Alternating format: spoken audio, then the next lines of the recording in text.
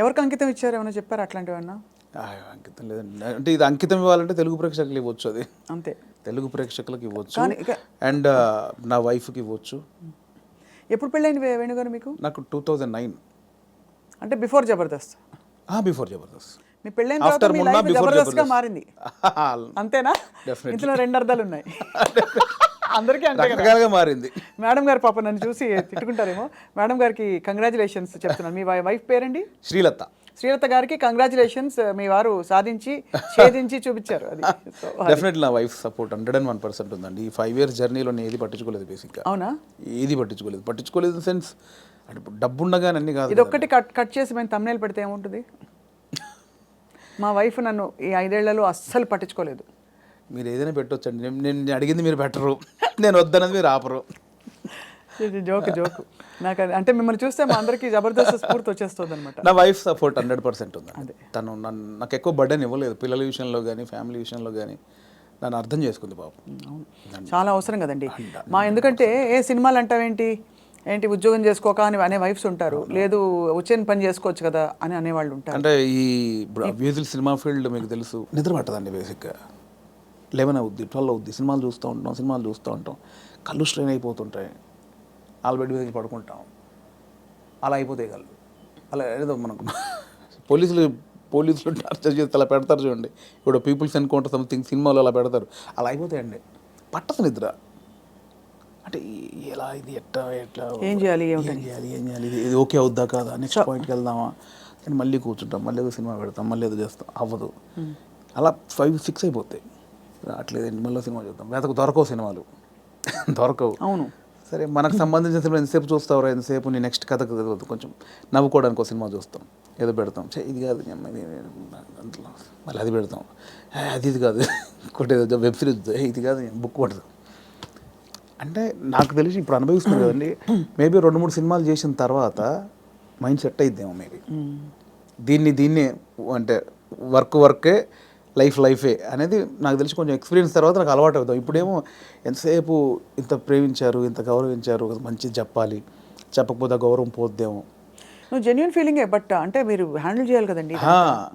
And ఇప్పుడు నాకు అంతకుముందు యాక్టర్గా ఉన్నప్పుడు ఎలా ఉంటుందండి, పొద్దున్న స్టాఫ్ వస్తారు, చిన్న 7 o'clock వెళ్తాం, 8 o'clock లొకేషన్ వెళ్ళగానే కలర్ఫుల్గా దిగ్గానే యూనిట్ మొత్తం 200 మంది ఉంటారు, ఎవరెవరు యాక్టర్లు ఉన్నారు, చిన్న సరదాగా ఉంటుంది, క్యారవాన్కి వెళ్ళామా, రెడీ అయ్యామా, తృప్తిగా వచ్చామా, చేసామా, 6 అయిపోయిందా, కథం ఈ షూటింగ్ అయిపోయింది ఇంటికి. ఇప్పుడు అలా కాదు కదండి, రూమ్లోనే పొద్దున్న లేస్తే ప్రాజెక్ట్ అయిపోయేంత వరకు సబ్జెక్ట్ క్లారిటీ ఉందా, ప్రొడ్యూసర్ ఏమంటాడు, హీరో ఏమంటాడు, ఇది మనం అనుకున్నది కరెక్ట్ వర్కౌట్ అవుతుందా, ఏమైనా డైల్యూట్ అవుతుందా, ఈ దాంట్లోనే అయిపోతుందండి ఎప్పుడు మైండ్. దీనివల్ల నాకు ఏమైందంటే డైరెక్టర్స్ మీద ఇప్పుడు విపరీతమైన రెస్పెక్ట్ వచ్చేసేది నాకు. అంతకుముందు ఏముంది, వీళ్ళు తీస్తారులేదు సినిమా, వీళ్ళు ఇంట్రా దీనికి ఎక్కువ చేస్తారు అనిపించేది. ఇప్పుడు అది భరించిన తర్వాత నాకు ప్రతి దర్శకుడి మీద రెస్పెక్ట్ వచ్చేసింది. మరి నాకు మొన్న ఎవరో ఒక కథ చెప్తానన్నయ్య, నీకు ఒక చిన్న మీరు ఇంపార్టెంట్ క్యారెక్టరు అంటే నా దాంట్లో నెక్స్ట్ వీక్ అని 3 వారాలు తోసేసాను నేను. తర్వాత పాపం అనిపించి వస్తానంటే, అన్న మీరు ఎక్కడ రమ్మంటారు, మీ ఆఫీస్కి రమ్మంటారా, లేదా కాఫీ షాప్లో కూర్చుంది, ఇవన్నీ అంటున్నాడు అతను. మీ ఆఫీస్ ఎక్కడ ఉందో చెప్పిన వస్తా. వద్దన్నా మీరు అలా అంటారండి, సారీ అని ఇబ్బంది పెట్టి, అదేం లేదు తమ్ముడు, అంటే నేను మీ ఆఫీస్కి వస్తానా, లేదా కాఫీ షాప్లో కూర్చున్నా, నీ ఆఫీస్ చెప్పు, నీ ఆఫీసు నీ టేబుల్ ముందు నీ చైర్ ముందే కూర్చొని వింటాను, నాకు ఎక్కడొద్దని చెప్పాను. ఎక్కడో సందులో చిన్న సినిమా, అక్కడికి వెళ్ళి కథని వచ్చా. ఎందుకంటే నాకు ఆ రెస్పెక్ట్ వచ్చేసింది. అది చిన్న సినిమానే పెద్ద సినిమా అయినా పాపం వాడు ఎంతో టైం పెట్టి ఒక ప్రొడ్యూసర్ని ఒప్పించి ఆ టీంని సెట్ చేసుకొని ఆ ప్రాసెస్ ఉంటుంది చూసారా, అది అనుభవించాను కాబట్టి నాకు రెస్పెక్ట్ వచ్చేసింది. సీరియస్లీ మోసేవాడికే తెలుసు అంటారు కదండి, కాబట్టి ఖచ్చితంగా అది నొప్పి నాకు ఆఫ్టర్ డైరెక్ట్ అయ్యాక తెలిసింది నాకు. What an amazing me journey. ఎన్ని విషయాలు, బట్ చాలా చిన్న వయసులో మీరు ఛాలెంజెస్, నాన్నగారు 99లో చనిపోయారు కదా, తర్వాత ఎలా మీ కుటుంబ బాధ్యతలు, మీరు చాలా ఎంతమంది అన్నదమ్ములు? నాకు కుటుంబ బాధ్యతలు నాకేం లేదు, ప్రాబ్లం ఏం లేదండి. యాక్చువల్గా నాన్న చనిపోయే వరకు అక్కల పెళ్ళిళ్ళని అయిపోయాయి. సో 2 అన్నలు ఉండేవాళ్ళు, చిన్న అన్నయ్య కూడా పెళ్ళి అయింది. నేను మా అమ్మ మార్కెట్లో కూరగాయల వ్యాపారం చేసేవాళ్ళం. సో నాకు బాధ్యతలు లేవు బేసిక్గా. అదొక వ్యాపారం చేశారు, ఇంకా ఉందా లేదా? ఇప్పుడు లేదు, అమ్మతో లాస్ట్ అయిపోయింది. నాది లాస్ట్, నా తర్వాత అమ్మ కొన్ని రోజులు చేసిన తర్వాత. సో నాకు బాధ్యతలు లేవండి అసలు. అక్కడ అదొకటి నేను ఒకటి టెన్షన్ లేకుండా ఉంది. బట్ నేను ఊర్లో ఉన్నప్పుడే డబ్బులు సంపాదించాను కూరగాయల వ్యాపారంలో. ఇండస్ట్రీకి వచ్చాక మాత్రం నేను ఇంటి దగ్గర డబ్బులు అడుక్కొని రాలా. నాకు చిన్నప్పటి నుంచి చేసి ఎవరిని అది లేదు. రెండోది ఒకరి కింద పని చేయడం కూడా ఇష్టం లేదు నాకు. అంటే ఊళ్ళో లోయర్ మిడిల్ క్లాస్లో జీతాలు ఉంటారు, బట్టల షాప్లో కానీ కిరాణా కొట్లో కానీ. నేను ఎప్పుడు అలా లేను. కూరగాయల వ్యాపారం ఏంటంటే నా ఓన్ బిజినెస్ అది. అవును, నా ఓన్. అది 50 రూపాయలు వచ్చినా నేను రోజుకి 50 రూపాయలు సంపాదించినా 100 రూపాయలు సంపాదించిన నా ఓన్ బిజినెస్ అది. నేను ఒకరి కింద నేను జవాబుదారి కాదు నేను బేసిక్గా. అంటే ఏదన్నా నేను హాఫ్గా నాకు లీవ్ కావాలన్నా ఒకరిని అడిగి లీవ్ పెట్టుకునే అవసరం లేదు నాకు, నా ఓన్. సో అది అలవాటు అయిపోయింది.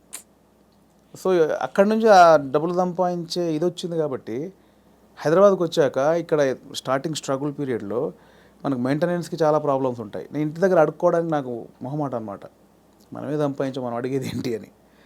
సో అడగకుండా ఉండడం కోసం అప్పుడప్పుడు ఊర్లోకి వెళ్ళి ఒక 10 రోజులు కూరగాయలు అమ్ముకొని 1000 రూపాయలు సంపాదించుకొని ఆ 1000 రూపాయలతో జాగ్రత్తగా ఒక 2-3 నెలలు ఉండి అక్కడ ఇక్కడ చాలా పడ్డానులేండి. చాలా ఇంటర్వ్యూలో చెప్పాము, చాలా స్ట్రగుల్స్ పడ్డాము స్టార్టింగ్లో. కాకపోతే ఆ ఊర్లో కూరగాయల వ్యాపారం, అక్కడ అనుభవం, ఆ 10 మందిలో తిరగడం. నేను మార్షల్ ఆర్ట్స్ చేశాను. నేను స్టేట్ లెవెల్ 2 టైమ్ ఛాంపియన్. నాకు 96లో సుమన్ గారి చేతుల మీద ఛాంపియన్షిప్ అందుకున్నాను నేను. సో ఆ మెచ్యూర్డ్ అయితే ఉందండి మీ దగ్గర. బ్రౌన్ బెల్ట్ హోల్డర్ అప్పుడు షాओलिन కుంగ్ఫూలో. నాకు ఒక 60-70 స్టూడెంట్స్.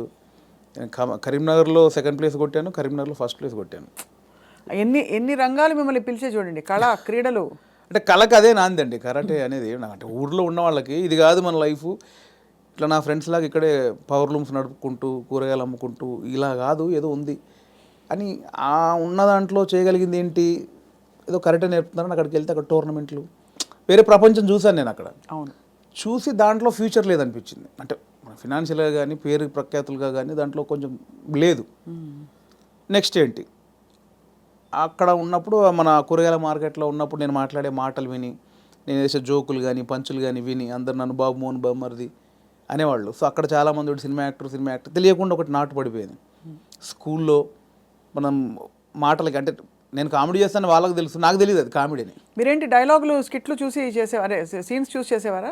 అలా కాదండి, అలా కాదు. స్కిట్లు ఎట్లా అసలు ఫస్ట్ స్కిట్ ఎప్పుడే సార్ చెప్పండి మీరు? అఫీషియల్ స్కిట్ అంటే official skit either on stage or on TV. Official skit 90 అంటే స్కూల్లోనే. స్కూల్ కాదండి, స్కూల్లో అసలు చాలా సిగ్గు నాకు. ఓ, అంటే బ్యాక్ బెంచ్ అనమాట. బ్యాక్ బెంచ్లో తోపునే, చాలా సిగ్గు నాకు స్కూల్లో. అది రాగా ఇండస్ట్రీకి వచ్చాక వచ్చింది అది. స్కూల్లో చాలా సిగ్గు అండి. స్కూల్లో యాక్టివ్గా ఉండి పాటలు పాడి అదేం లేదు. ఆ టైప్ కాదు. బ్యాక్ బెంచ్లో మనం కూర్చున్నామంటే ఒరిజినల్ స్టేజ్ ముందు ఎంతమంది ఉంటారో దానికి డబుల్ ఉంటారు. అక్కడ సూపర్ స్టార్ని. కానీ చిన్న మైక్ అంటే శివరు ఆ భయాలు నాకు ఇండస్ట్రీకి వచ్చాక పోయింది అది. సో అలా అయితే ఆ లెక్కన ఫస్ట్ స్కిట్ ఎప్పుడు వేశారు?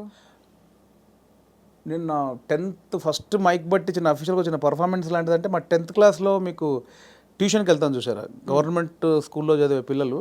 అవును, మ్యాథమెటిక్స్, సైన్స్, ఇంగ్లీష్కి ట్యూషన్కి వెళ్తారు.